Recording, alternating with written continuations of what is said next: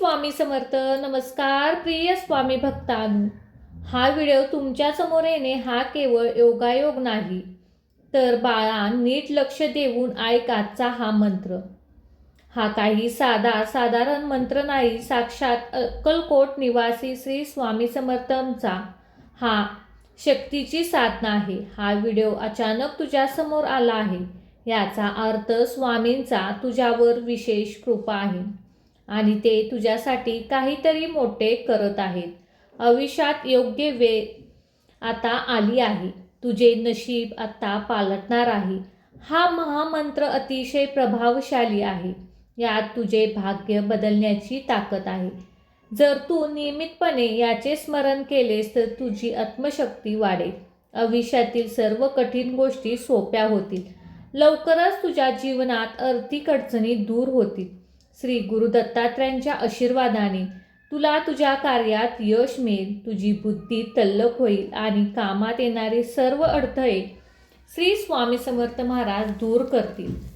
स्वामी भक्तांनो, हा शक्तिशाली मंत्र तुमच्यावर नशिबाची रेषा घेऊन आलेला आहे. तुझे नशीब उजळून निघणार आहे. मंत्रावर लक्ष केंद्रित कर आणि हा मंत्र ऐक. तुझ्या आयुष्यातील सर्व नकारात्मकता काढून टाकेल. तुझे मार्ग मोकळे होतील. प्रगतीचे दरवाजे आपोआप उघडू लागतील. सुरुवातीला काही मिनिटे मन थोडे अस्थिर होईल, पण नामस्मरात तल्लीन होताच थोड्या वेळात मन पूर्णपणे शांत होऊ लागेल. काही क्षणातच तुझ्या आतून अंतःकरणातून तुला एक वेगळी जाणीव होईल. साक्षात गुरु दत्तात्रयांच्या तेजाचा आणि शिवशंकर भोलेनाथ बाबांचा एक दिव्य प्रकाशाचा भास होऊ लागेल. हा तुझ्या आयुष्यातील एक मोठा चमत्कारिक बदल असेल. सुरुवात करण्यासाठी फक्त या मंत्राकडे पाहून श्री स्वामी समर्थ म्हणा आणि डोळे बंद करून दीर्घ श्वास घेऊन मनापासून स्वामींचा स्वीकारा. फक्त मंत्र जप करत राहा. वेळ थोडा आहे तरी ही साधना सुरूच ठेवा. तू तयार असशील ना? हात जोडून श्री स्वामी समर्थ महाराजांच्या या मंत्राशी एकरूप हो आणि स्वतःला पूर्णपणे स्वामींचरणी समर्पित कर. भक्तांनो, जर तुम्हाला हा व्हिडिओ आणि ही माहिती आवडली असेल तर कमेंटमध्ये श्री स्वामी समर्थ किंवा दिगंबरा नक्कीच लिहा. स्वामींच्या या दिव्य सेवेशी कायम जोडणे राहण्यासाठी व्हिडिओला लाईक करा आणि जास्तीत जास्त लोकांपर्यंत हा व्हिडिओ शेअर करा. चला तर मग भक्तांनो, या मंत्राला सुरुवात करूया. ओम श्री स्वामी शिवस्वरूपाय कल्लेश्वराय नमः. ओम श्री स्वामी शिवस्वरूपाय कल्लेश्वराय नमः. ओम श्री स्वामी शिवस्वरूपाय कल्लेश्वराय नमः. ओम श्री स्वामी शिवस्वरूपाय कल्लेश्वराय नमः. ओम श्री स्वामी शिवस्वरूपाय कल्लेश्वराय नमः. ओम श्री स्वामी शिवस्वरूपाय कल्लेश्वराय नमः. ओम श्री स्वामी शिवस्वरूपाय कल्लेश्वराय नमः. ओम श्री स्वामी शिवस्वरूपाय कल्लेश्वराय नमः. ओम श्री स्वामी शिवस्वरूपाय कल्लेश्वराय नमः. ओम श्री स्वामी शिवस्वरूपाय कल्लेश्वराय नमः. ओम श्री स्वामी शिवस्वरूपाय कल्लेश्वराय नमः. ओम श्री स्वामी शिवस्वरूपाय कल्लेश्वराय नमः. ओम श्री स्वामी शिवस्वरूपाय कल्लेश्वराय नमः। ओम श्री स्वामी शिवस्वरूपाय कल्लेश्वराय नमः। ओम श्री स्वामी शिवस्वरूपाय कल्लेश्वराय नमः। ओम श्री स्वामी शिवस्वरूपाय कल्लेश्वराय नमः। ओम श्री स्वामी शिवस्वरूपाय कल्लेश्वराय नमः। ओम श्री स्वामी शिवस्वरूपाय कल्लेश्वराय नमः। ओम श्री स्वामी शिवस्वरूपाय कल्लेश्वराय नमः। ओम श्री स्वामी शिवस्वरूपाय कल्लेश्वराय नमः। ओम श्री स्वामी शिवस्वरूपाय कल्लेश्वराय नमः। ओम श्री स्वामी शिवस्वरूपाय कल्लेश्वराय नमः। ओम श्री स्वामी शिवस्वरूपाय कल्लेश्वराय नमः। ओम श्री स्वामी शिवस्वरूपाय कल्लेश्वराय नमः। ओम श्री स्वामी शिवस्वरूपाय कल्लेश्वराय नमः। ओम श्री स्वामी शिवस्वरूपाय कल्लेश्वराय नमः। ओम श्री स्वामी शिवस्वरूपाय कल्लेश्वराय नमः। ओम श्री स्वामी शिवस्वरूपाय कल्लेश्वराय नमः। ओम श्री स्वामी शिवस्वरूपाय कल्लेश्वराय नमः। ओम श्री स्वामी शिवस्वरूपाय कल्लेश्वराय नमः। ओम श्री स्वामी शिवस्वरूपाय कल्लेश्वराय नमः। ओम श्री स्वामी शिवस्वरूपाय कल्लेश्वराय नमः। ओम श्री स्वामी शिवस्वरूपाय कल्लेश्वराय नमः। ओम श्री स्वामी शिवस्वरूपाय कल्लेश्वराय नमः। ओम श्री स्वामी शिवस्वरूपाय कल्लेश्वराय नमः। ओम श्री स्वामी शिवस्वरूपाय कल्लेश्वराय नमः। ओम श्री स्वामी शिवस्वरूपाय कल्लेश्वराय नमः। ओम श्री स्वामी शिवस्वरूपाय कल्लेश्वराय नमः। ओम श्री स्वामी शिवस्वरूपाय कल्लेश्वराय नमः। ओम श्री स्वामी शिवस्वरूपाय कल्लेश्वराय नमः। ओम श्री स्वामी शिवस्वरूपाय कल्लेश्वराय नमः।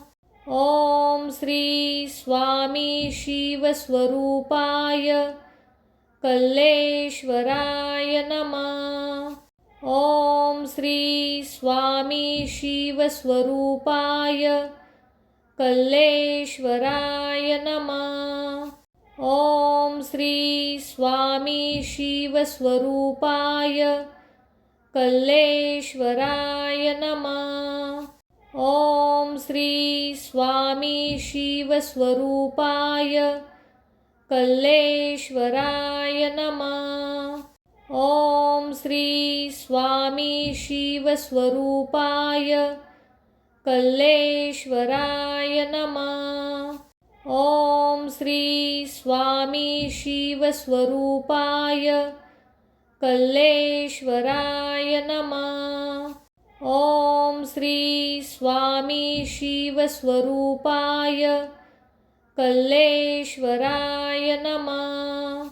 ओम श्री स्वामी शिवस्वरूपाय कल्लेश्वराय नमः।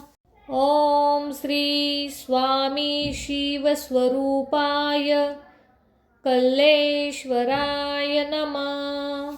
ओम श्री स्वामी शिवस्वरूपाय कल्लेश्वराय नमः।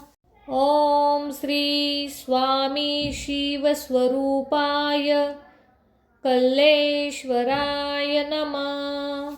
ओम श्री स्वामी शिवस्वरूपाय कल्लेश्वराय नमः।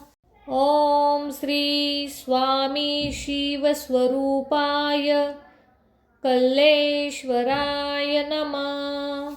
ओम श्री स्वामी शिवस्वरूपाय कल्लेश्वराय नमः। ओम श्री स्वामी शिवस्वरूपाय कल्लेश्वराय नमः।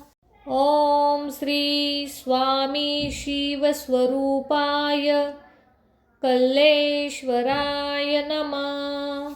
ओम श्री स्वामी शिवस्वरूपाय कल्लेश्वराय नमः। ओम श्री स्वामी शिवस्वरूपाय कल्लेश्वराय नमः। ओम श्री स्वामी शिवस्वरूपाय कल्लेश्वराय नमः। ओम श्री स्वामी शिवस्वरूपाय कल्लेश्वराय नमः। ओम श्री स्वामी शिवस्वरूपाय कल्लेश्वराय नमः। ओम श्री स्वामी शिवस्वरूपाय कल्लेश्वराय नमः। ओम श्री स्वामी शिवस्वरूपाय कल्लेश्वराय नमः। ओम श्री स्वामी शिवस्वरूपाय कल्लेश्वराय नमः। ओम श्री स्वामी शिवस्वरूपाय कल्लेश्वराय नमः। ओम श्री स्वामी शिवस्वरूपाय कल्लेश्वराय नमः। ओम श्री स्वामी शिवस्वरूपाय कल्लेश्वराय नमः। ओम श्री स्वामी शिवस्वरूपाय कल्लेश्वराय नमः।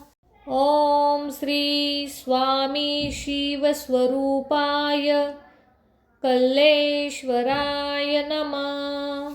ओम श्री स्वामी शिवस्वरूपाय कल्लेश्वराय नमः। ओम श्री स्वामी शिवस्वरूपाय कल्लेश्वराय नमः। ओम श्री स्वामी शिवस्वरूपाय कल्लेश्वराय नमः। ओम श्री स्वामी शिवस्वरूपाय कल्लेश्वराय नमः। ओम श्री स्वामी शिवस्वरूपाय कल्लेश्वराय नमः। ओम श्री स्वामी शिवस्वरूपाय कल्लेश्वराय नमः। ओम श्री स्वामी शिवस्वरूपाय कल्लेश्वराय नमः। ओम श्री स्वामी शिवस्वरूपाय कल्लेश्वराय नमः। ओम श्री स्वामी शिवस्वरूपाय कल्लेश्वराय नमः। ओम श्री स्वामी शिवस्वरूपाय कल्लेश्वराय नमः। ओम श्री स्वामी शिवस्वरूपाय कल्लेश्वराय नमः। ओम श्री स्वामी शिवस्वरूपाय कल्लेश्वराय नमः। ओम श्री स्वामी शिवस्वरूपाय कल्लेश्वराय नमः। ओम श्री स्वामी शिवस्वरूपाय कल्लेश्वराय नमः। ओम श्री स्वामी शिवस्वरूपाय कल्लेश्वराय नमः। ओम श्री स्वामी शिवस्वरूपाय कल्लेश्वराय नमः। ओम श्री स्वामी शिवस्वरूपाय कल्लेश्वराय नमः। ओम श्री स्वामी शिवस्वरूपाय कल्लेश्वराय नमः। ओम श्री स्वामी शिवस्वरूपाय कल्लेश्वराय नमः। ओम श्री स्वामी शिवस्वरूपाय कल्लेश्वराय नमः। ओम श्री स्वामी शिवस्वरूपाय कल्लेश्वराय नमः। ओम श्री स्वामी शिवस्वरूपाय कल्लेश्वराय नमः। ओम श्री स्वामी शिवस्वरूपाय कल्लेश्वराय नमः। ओम श्री स्वामी शिवस्वरूपाय कल्लेश्वराय नमः। ओम श्री स्वामी शिवस्वरूपाय कल्लेश्वराय नमः। ओम श्री स्वामी शिवस्वरूपाय कल्लेश्वराय नमः। ओम श्री स्वामी शिवस्वरूपाय कल्लेश्वराय नमः। ओम श्री स्वामी शिवस्वरूपाय कल्लेश्वराय नमः। ओम श्री स्वामी शिवस्वरूपाय कल्लेश्वराय नमः। ओम श्री स्वामी शिवस्वरूपाय कल्लेश्वराय नमः।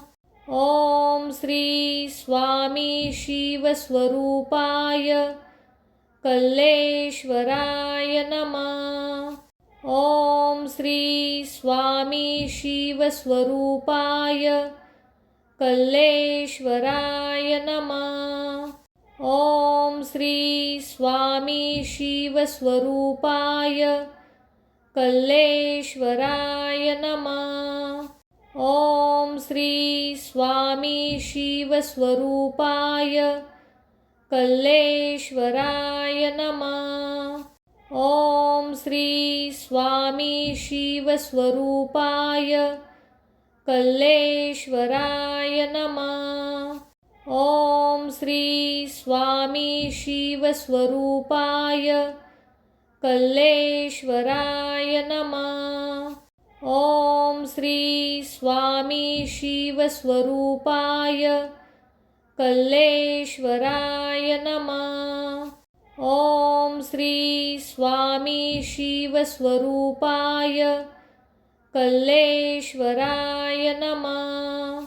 ओम श्री स्वामी शिवस्वरूपाय कल्लेश्वराय नमः। ओम श्री स्वामी शिवस्वरूपाय कल्लेश्वराय नमः।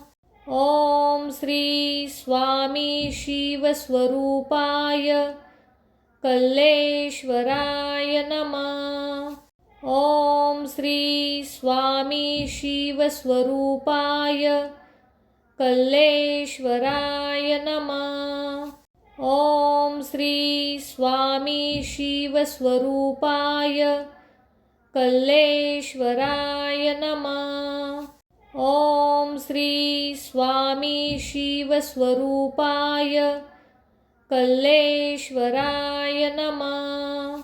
ओम श्री स्वामी शिवस्वरूपाय कल्लेश्वराय नमः। ओम श्री स्वामी शिवस्वरूपाय कल्लेश्वराय नमः।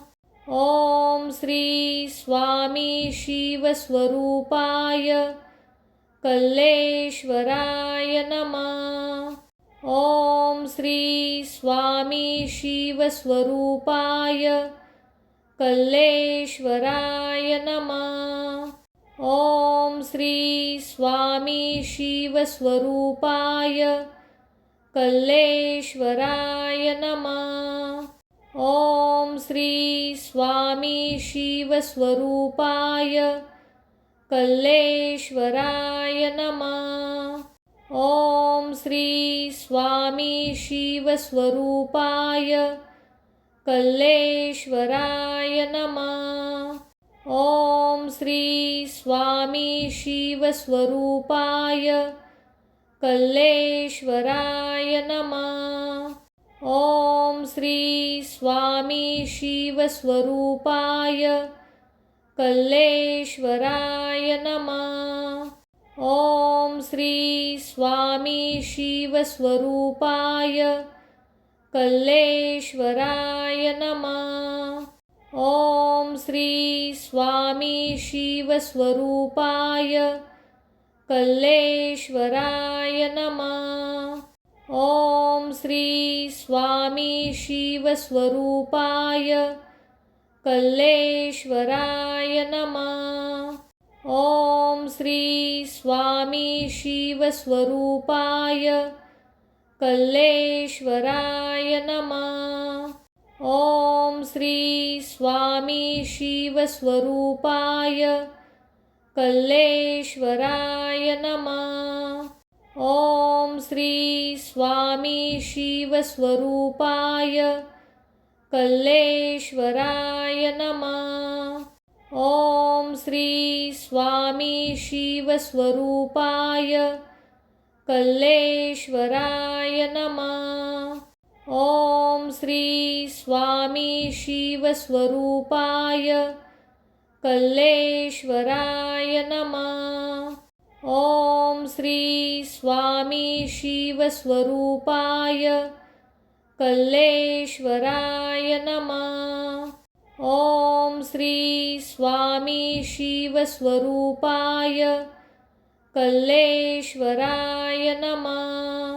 ओम श्री स्वामी शिवस्वरूपाय कल्लेश्वराय नमः।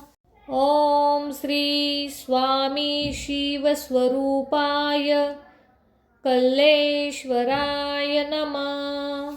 ओम श्री स्वामी शिवस्वरूपाय कल्लेश्वराय नमः। ओम श्री स्वामी शिवस्वरूपाय कल्लेश्वराय नमः। ओम श्री स्वामी शिवस्वरूपाय कल्लेश्वराय नमः। ओम श्री स्वामी शिवस्वरूपाय कल्लेश्वराय नमः।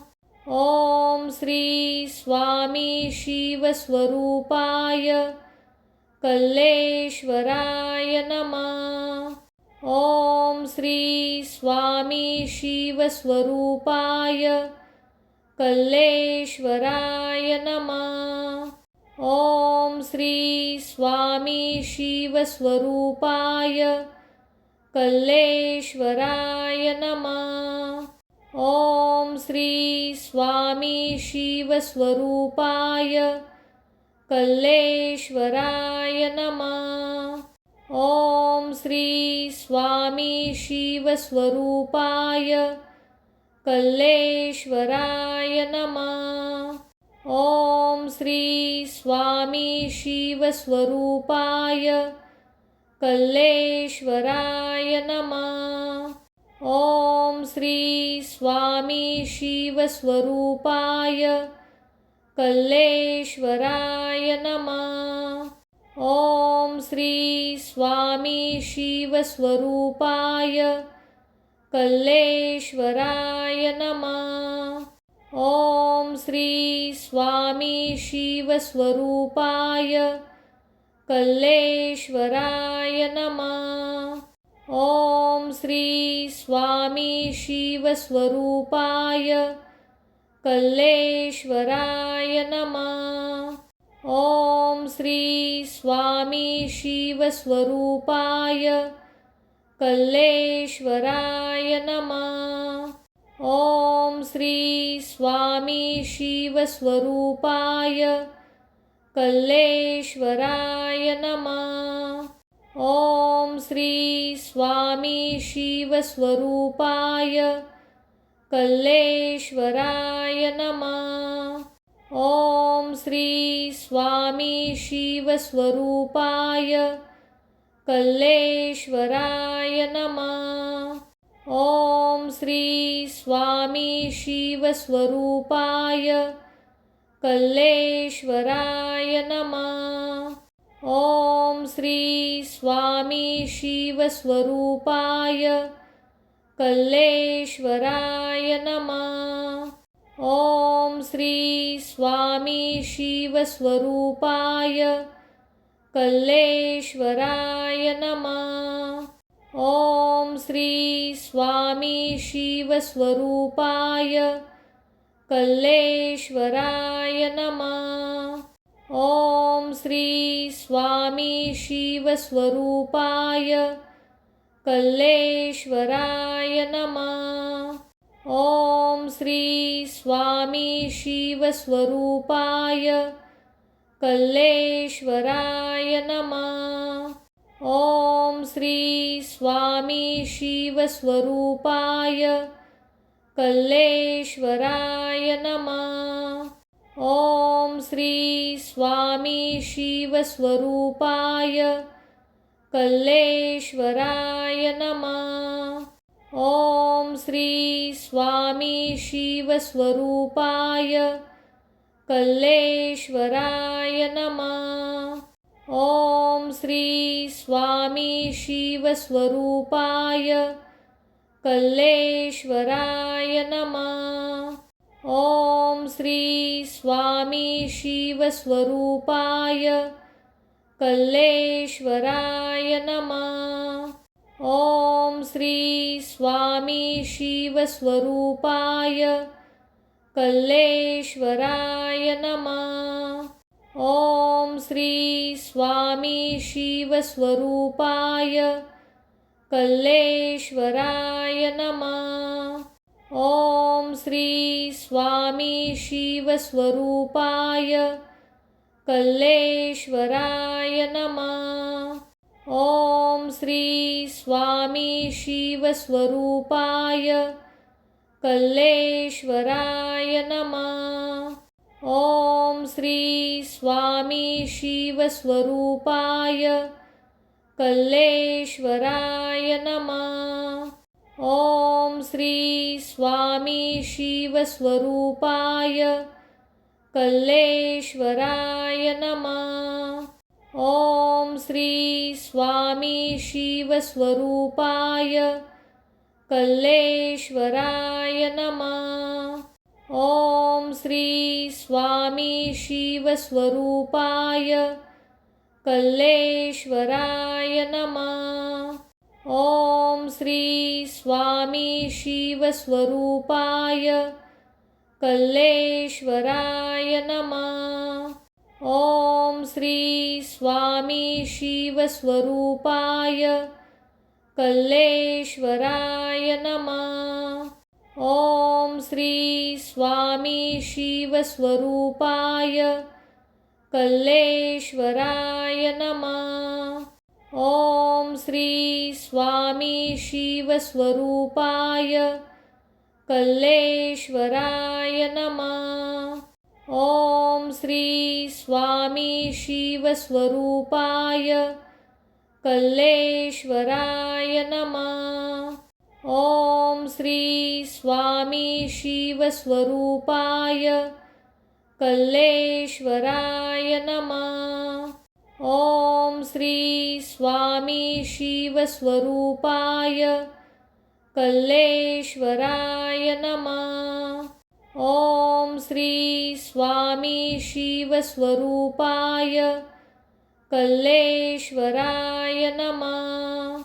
ओम श्री स्वामी शिवस्वरूपाय कल्लेश्वराय नमः। ओम श्री स्वामी शिवस्वरूपाय कल्लेश्वराय नमः।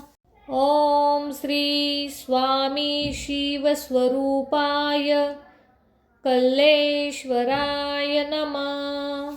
ओम श्री स्वामी शिवस्वरूपाय कल्लेश्वराय नमः। ओम श्री स्वामी शिवस्वरूपाय कल्लेश्वराय नमः। ओम श्री स्वामी शिवस्वरूपाय कल्लेश्वराय नमः। ओम श्री स्वामी शिवस्वरूपाय कल्लेश्वराय नमः। ओम श्री स्वामी शिवस्वरूपाय कल्लेश्वराय नमः। ओम श्री स्वामी शिवस्वरूपाय कल्लेश्वराय नमः। ओम श्री स्वामी शिवस्वरूपाय कल्लेश्वराय नमः। ओम श्री स्वामी शिवस्वरूपाय कल्लेश्वराय नमः। ओम श्री स्वामी शिवस्वरूपाय कल्लेश्वराय नमः। ओम श्री स्वामी शिवस्वरूपाय कल्लेश्वराय नमः। ओम श्री स्वामी शिवस्वरूपाय कल्लेश्वराय नमः। ओम श्री स्वामी शिवस्वरूपाय कल्लेश्वराय नमः। ओम श्री स्वामी शिवस्वरूपाय कल्लेश्वराय नमः। ओम श्री स्वामी शिवस्वरूपाय कल्लेश्वराय नमः। ओम श्री स्वामी शिवस्वरूपाय कल्लेश्वराय नमः। ओम श्री स्वामी शिवस्वरूपाय कल्लेश्वराय नमः। ओम श्री स्वामी शिवस्वरूपाय कल्लेश्वराय नमः। ओम श्री स्वामी शिवस्वरूपाय कल्लेश्वराय नमः। ओम श्री स्वामी शिवस्वरूपाय कल्लेश्वराय नमः। ओम श्री स्वामी शिवस्वरूपाय कल्लेश्वराय नमः। ओम श्री स्वामी शिवस्वरूपाय कल्लेश्वराय नमः। ओम श्री स्वामी शिवस्वरूपाय कल्लेश्वराय नमः। ओम श्री स्वामी शिवस्वरूपाय कल्लेश्वराय नमः। ओम श्री स्वामी शिवस्वरूपाय कल्लेश्वराय नमः। ओम श्री स्वामी शिवस्वरूपाय कल्लेश्वराय नमः। ओम श्री स्वामी शिवस्वरूपाय कल्लेश्वराय नमः। ओम श्री स्वामी शिवस्वरूपाय कल्लेश्वराय नमः। ओम श्री स्वामी शिवस्वरूपाय कल्लेश्वराय नमः। ओम श्री स्वामी शिवस्वरूपाय कल्लेश्वराय नमः। ओम श्री स्वामी शिवस्वरूपाय कल्लेश्वराय नमः। ओम श्री स्वामी शिवस्वरूपाय कल्लेश्वराय नमः। ओम श्री स्वामी शिवस्वरूपाय कल्लेश्वराय नमः। ओम श्री स्वामी शिवस्वरूपाय कल्लेश्वराय नमः। ओम श्री स्वामी शिवस्वरूपाय कल्लेश्वराय नमः। ओम श्री स्वामी शिवस्वरूपाय कल्लेश्वराय नमः। ओम श्री स्वामी शिवस्वरूपाय कल्लेश्वराय नमः। ओम श्री स्वामी शिवस्वरूपाय कल्लेश्वराय नमः। ओम श्री स्वामी शिवस्वरूपाय कल्लेश्वराय नमः। ओम श्री स्वामी शिवस्वरूपाय कल्लेश्वराय नमः। ओम श्री स्वामी शिवस्वरूपाय कल्लेश्वराय नमः। ओम श्री स्वामी शिवस्वरूपाय कल्लेश्वराय नमः। ओम श्री स्वामी शिवस्वरूपाय कल्लेश्वराय नमः। ओम श्री स्वामी शिवस्वरूपाय कल्लेश्वराय नमः। ओम श्री स्वामी शिवस्वरूपाय कल्लेश्वराय नमः। ओम श्री स्वामी शिवस्वरूपाय कल्लेश्वराय नमः। ओम श्री स्वामी शिवस्वरूपाय कल्लेश्वराय नमः। ओम श्री स्वामी शिवस्वरूपाय कल्लेश्वराय नमः। ओम श्री स्वामी शिवस्वरूपाय कल्लेश्वराय नमः। ओम श्री स्वामी शिवस्वरूपाय कल्लेश्वराय नमः। ओम श्री स्वामी शिवस्वरूपाय कल्लेश्वराय नमः। ओम श्री स्वामी शिवस्वरूपाय कल्लेश्वराय नमः। ओम श्री स्वामी शिवस्वरूपाय कल्लेश्वराय नमः।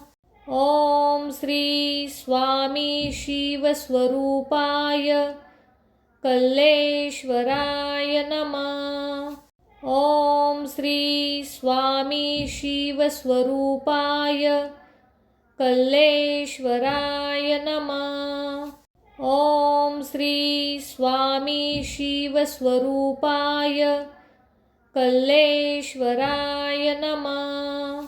ओम श्री स्वामी शिवस्वरूपाय कल्लेश्वराय नमः। ओम श्री स्वामी शिवस्वरूपाय कल्लेश्वराय नमः। ओम श्री स्वामी शिवस्वरूपाय कल्लेश्वराय नमः। ओम श्री स्वामी शिवस्वरूपाय कल्लेश्वराय नमः। ओम श्री स्वामी शिवस्वरूपाय कल्लेश्वराय नमः।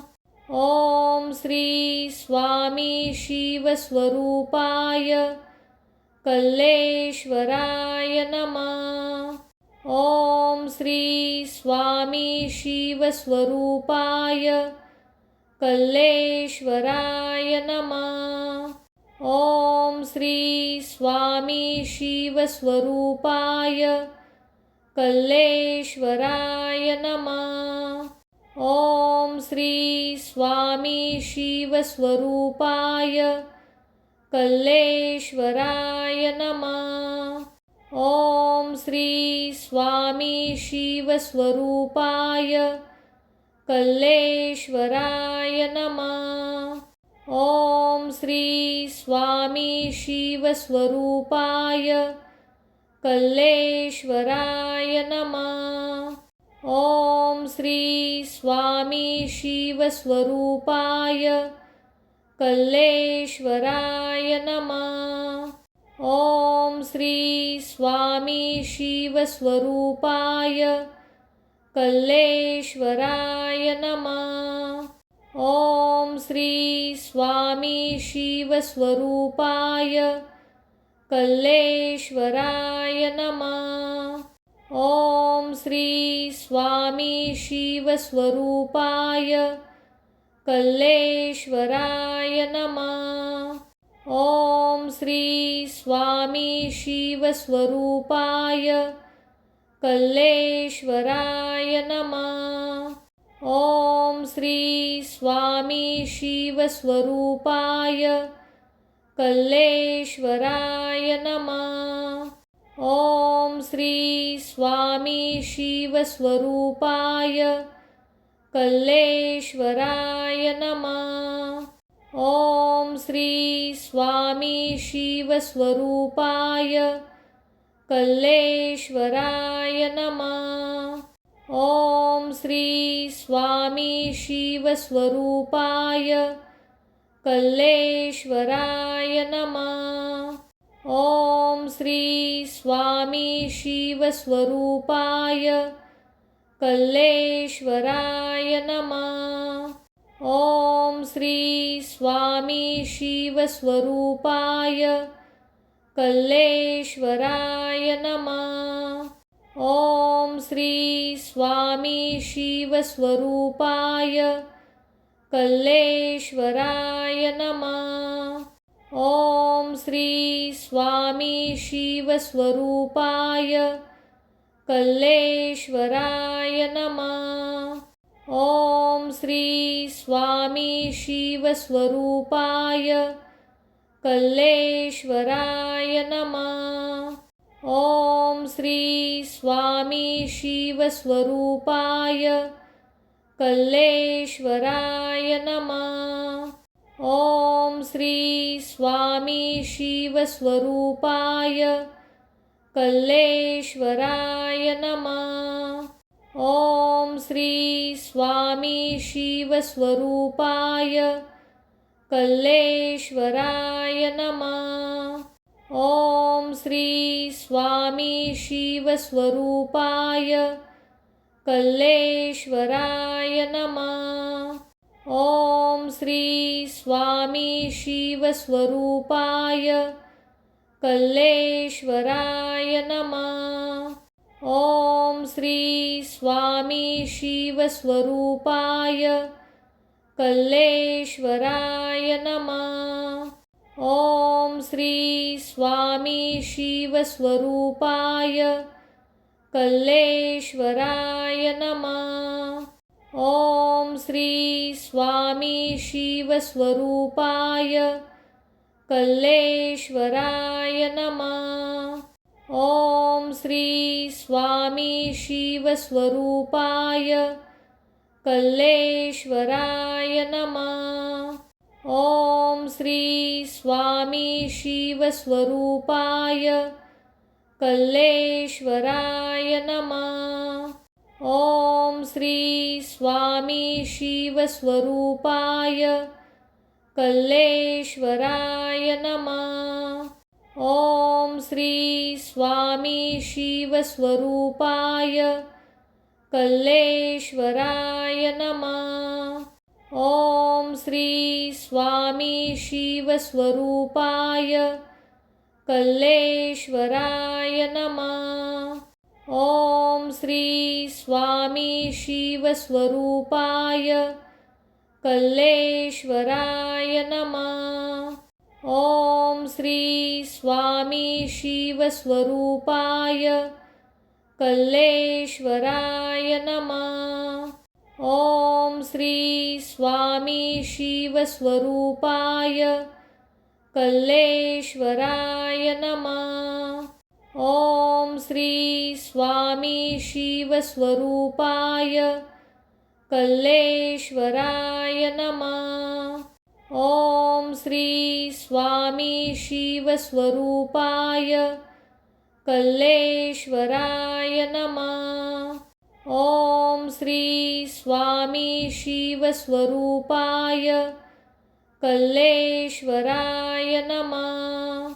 ओम श्री स्वामी शिवस्वरूपाय कल्लेश्वराय नमः।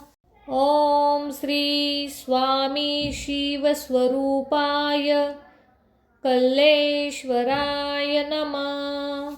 ओम श्री स्वामी शिवस्वरूपाय